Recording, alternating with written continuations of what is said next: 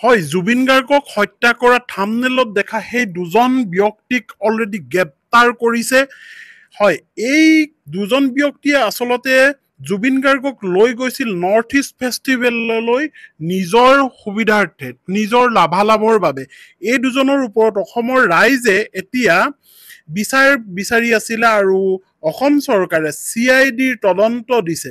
হয়, এতিয়া এই দুজনৰ ওপৰত এতিয়া বহুত প্ৰশ্ন উঠিছে, কাৰণ নৰ্থ ইষ্ট ফেষ্টিভেল উদযাপন কৰাৰ মূল মানুহজনেই হৈছে সেই মহন্তধাৰী মানুহজন, আৰু যিজনক আপোনালোকে দেখি আছে, এইজনৰ বাবে জুবিন গাৰ্গ গৈছিল, আৰু জুবিন গাৰ্গে তালৈ নগলে বোলে এওঁ ব্লেকমেইলিং কৰিছিল, আচলতে মই আমুক কৰি দিম তামুক কৰি দিম বুলি।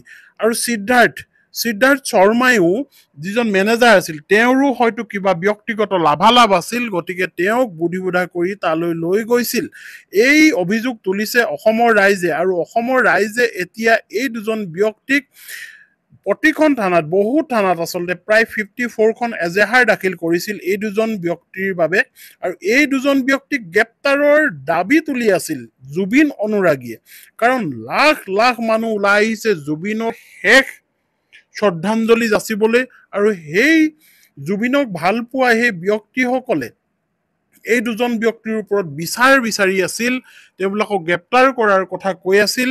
কিন্তু বৰ্তমান সময়ত বহু এনেকুৱা খবৰ ওলাই আহিছে, আৰু এটা আপোনালোকে খবৰ পাইছে চাগে, যিটো খবৰে আপোনালোকক আচৰিত কৰি তুলিছে, যে জুবিন গাৰ্গে সেইখিনি সময়ত মদ খাই আছিল, মদ খোৱা হৈছিল, বা সেই নাওখনত তেওঁ গাহৰি খাইছিল, গাহৰি আৰু মদ খাইছিল, আৰু পানীত তেনেকৈ উইদাউট লাইফ জেকেটত তেওঁ জঁপিয়াই দিছিল, এনেকুৱা ধৰণৰ কথাখিনিও ওলাই পৰিছে। কিন্তু আটাইতকৈ ডাঙৰ কথা হৈছে, জুবিন গাৰ্গে যে সাগৰত সাঁতুৰিবলৈ পালে, সাগৰলৈ যাবলৈ পালে, কাৰ বাবে? হয়, এই দুজন ব্যক্তিৰ বাবে। এই দুজন ব্যক্তি আচলতে নৰ্থ ইষ্ট ফেষ্টিভেললৈ তেখেতক আমন্ত্ৰণ জনাইছিল আৰু লৈ গৈছিল। এতিয়া এই গোটেই জুবিন গাৰ্গ যে আজি হেৰালে, এই হেৰাই যোৱাৰ গোটেই মূল কাৰণটো হৈছে নৰ্থ ইষ্ট ফেষ্টিভেল, আৰু অসমৰ ৰাইজে এতিয়া বিচাৰি আছে এই দুজন ব্যক্তিক গ্ৰেপ্তাৰ কৰাটো, CIDৰ তদন্তৰ আওতালৈ অহাটো। গতিকে এনেকুৱা এটা খবৰ মানুহে কেতিয়া পাব?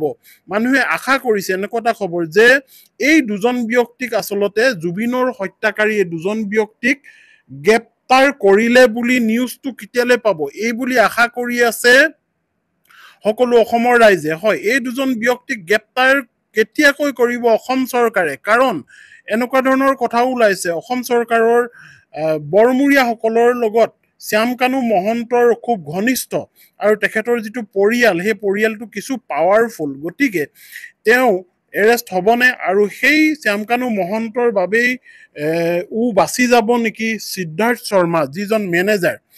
এই কথাটো আচলতে হৈ আছে। গতিকে ৰাইজে আশা কৰিছে যে এই দুজন ব্যক্তি, শ্যামকানু মহন্ত আৰু সিদ্ধাৰ্থ শৰ্মা, কেতিয়াকৈ গ্ৰেপ্তাৰ হ'ব। গ্ৰেপ্তাৰ হ'ল বুলি ক'লেই ৰাইজে শান্ত হৈ পৰিব আৰু স্বস্তিৰ নিশ্বাস পেলাব, কাৰণ তাৰ পৰা উদ্ধাৰ হ'ব বহু কথা। গতিকে ৰাইজে আশা কৰিছে শ্যামকানু মহন্ত আৰু সিদ্ধাৰ্থ শৰ্মা গ্ৰেপ্তাৰ হ'ল, এই বুলি এটা নিউজ বা খবৰ বিচাৰি আছে। কেতিয়ালৈ পাব আমাৰ চৰকাৰেহে গম পাব, আৰু ভগৱানে গম পাব। শেষত জুবিন গাৰ্গৰ বিদেশী আত্মাই শান্তি পাওক, ইয়াকে কামনা কৰিছোঁ।